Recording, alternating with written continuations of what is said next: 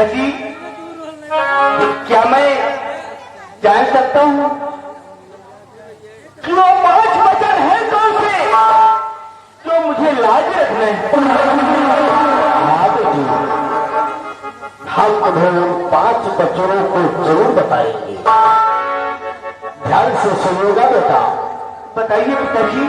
मेरा दिया हुआ पहला वचन, मेरा दिया हुआ पहला वचन, कितनी भी मुसीबत आ जाए, कितनी भी परेशानियों का सामना करना पड़े, लेकिन तुम कभी झूठ नहीं बोलो।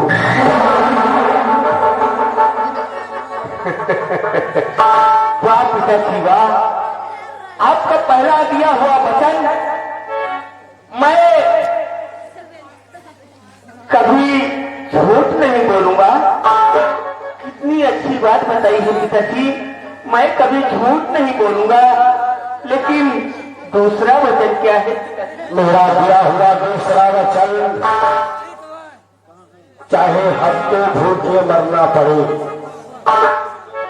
चाहे हफ्तों भूखे मरना पड़े, चाहे महीनों फाके करना पड़े, लेकिन तुम कभी चोरी नहीं करना। पिताजी, आपका दिया हुआ दूसरा वचन है कि मुझे भूखे क्यों न रहना पड़े, लेकिन अपनी इस रियाया में मैं कभी चोरी नहीं करूंगा।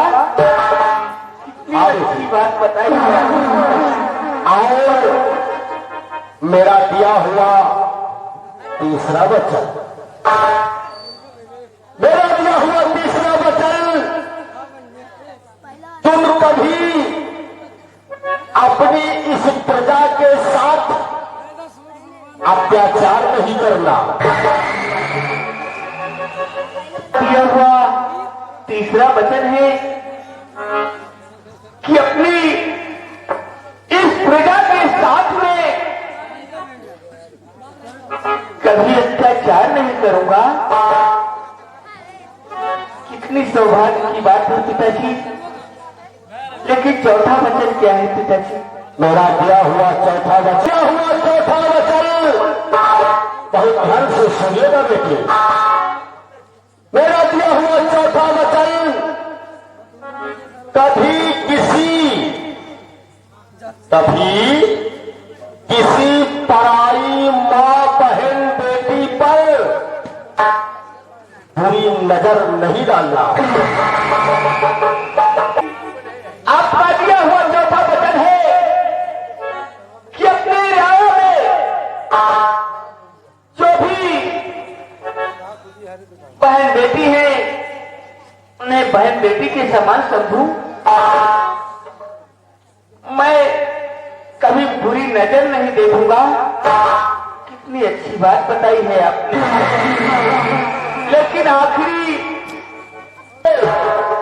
कि तुम अपने चाचा को पिता, अपने चाचा को पिता व चाची को मां समान समझोगे।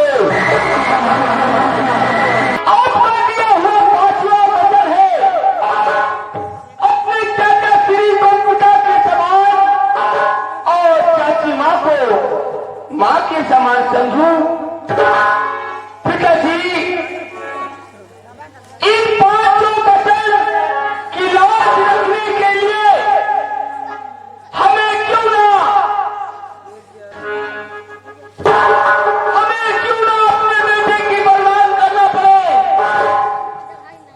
अगर मेरे 5 वचनों में कोई विघन डालता है, अगर कोई वचन मेरे बेटे के ऊपर आता है तो क्यों ना अपने बेटे का वरदान दे। मैं अपने बेटे का वरदान शौक से दे दूंगा। लेकिन आपके पास दिए हुए 5 वचनों में आंच नहीं आने दूंगा पिता।